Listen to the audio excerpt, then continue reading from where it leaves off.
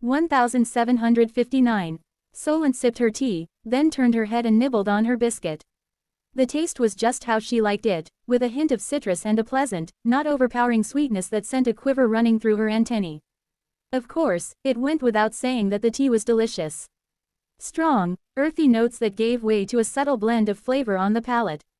Solent had lately preferred to take her tea without milk, preferring the more potent taste, though sugar, of course, was a necessity. Thanks to the ever-growing supply lines connecting the fifth to the world above and the colony's ever-growing farming capacity, tea and sugar were no longer the rare commodities at this depth that they had been before. Clacking her mandibles with satisfaction, the little general leaned back and allowed herself to enjoy the moment. "You look relaxed," Leonidant observed from nearby. "I am always relaxed," Solent replied coolly. Her sister waggled her antennae in derision.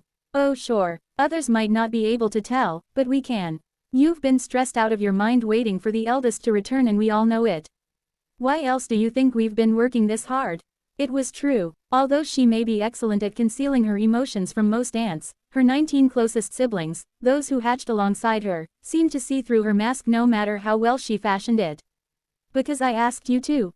We've been going above and beyond what you asked of us and you are well aware of it." This was also true. "Well, the eldest is back now," Solent noted. "So our situation is a little less dire than it was before." "That's one way of putting it," Leonidant said. They both had seen the updated map in the morning. It wasn't a huge visual change, but what it signified was tremendous. It had only been a week since she had tasked the eldest with destroying the 4 outposts that locked the colony in. Truth be told, the bulk of the eldest's time had been taken up with travel. Moving around the 4 different sides of the captured territory was a significant distance, after all. Once arriving at the front, the eldest had generally annihilated the craft, captured some of them, then undone their modifications to the tunnels in less than a day. She didn't know just what had happened during the last evolution, but clearly it had helped their strongest ant adapt to the environment of the fifth.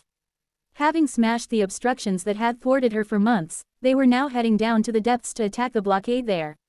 If you encounter this tale on Amazon, note that it's taken without the author's consent. Report it. Do you think the eldest understands how dire our situation really was? Probably, Solent said, taking another sip of her tea. It is always difficult to figure out just how much our senior really knows. They are unpredictable. That's one way of putting it. I still don't understand what happened in our tunnel ball game. Solent grew still, the air around her growing tense. She did not like to be reminded of her defeat. Regardless of that, I'm sure the eldest, to some extent, realized how dangerous things had become. Unable to expand our territory, the craft were massing on our borders, ratcheting up the pressure. It was only a matter of time before they found a crack in our armor. You planned for everything, Leonidant pushed back. Is there even a crack to find? Nobody can plan for everything, Solent refuted. Not even me. If I truly believed that our defenses were impregnable, would we have worked so hard to ensure they wouldn't need to be tested?